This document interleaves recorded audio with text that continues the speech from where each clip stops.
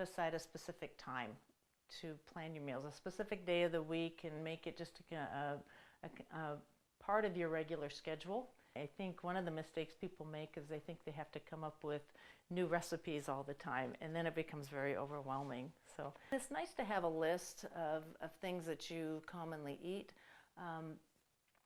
That way, if you have one of those meal planning days where you're actually kind of brain dead, you can go to your list and go, I don't know what I'm going to do this week. Oh, look, stuffed peppers. I haven't made that in a while. Don't go when you're hungry. That's a recipe for disaster, right?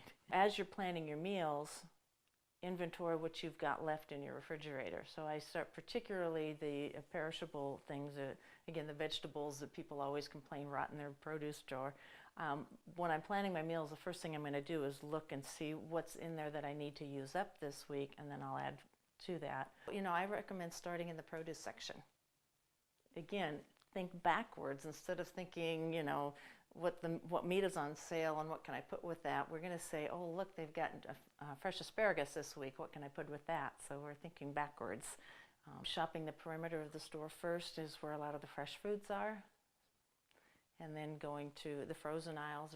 And the frozen items aren't, it's hit and miss. There's a lot of good things there. Frozen vegetables, for instance.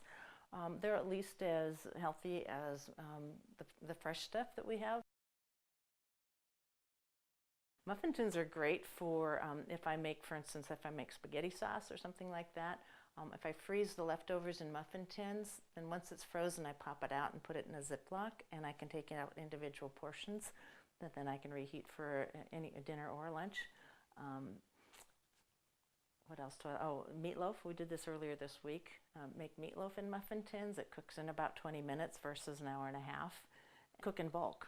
So if I'm going to cook ground beef, if I'm going to cook a pound, I might as well cook 3 pounds. Okay, if I'm going to bake 1 chicken breast, I might as well bake 6.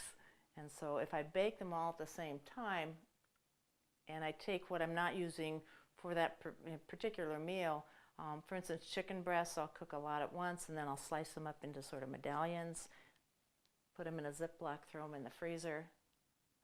I can take it out later. I can use them for, I can toss them on a salad. I can put them in stir fry. I can put them in fajitas. I can do a lot of different things. Once they're cooked, it's really, really easy to make a meal out of it. Some produce will prep ahead of time, things like bell peppers and onions and things. If I have recipes that are going to use those, I can chop those up and put them in a container or a Ziploc and put them in the fridge and really save time for the week.